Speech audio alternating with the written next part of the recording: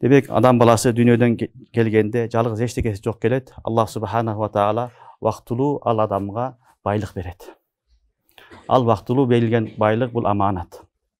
Бул аманат Аллахнын рахматы. Байлык бул дагы Аллах субханаху ва тааланын берген неаматы, чоң рахматтардын бирөөсү. Вабтагу мин фазлилlah. Кур'ан-ы Каримде Аллах субханаху ва таала Аллахнын рахматынан издегиле, талап кылгыла деген. Ошон үчүн мал мүлк халалдан келген болсо, Аллахтын неаматы. Уламалар айтат: "Ал-малул халал хисабун ва харамуху азабун" дейт. Эгер мал халал жол менен келген болсо, ошонун эсеп китеби болот. Ал эми харам жол менен келген болсо, ала не болот? Азап болот деген.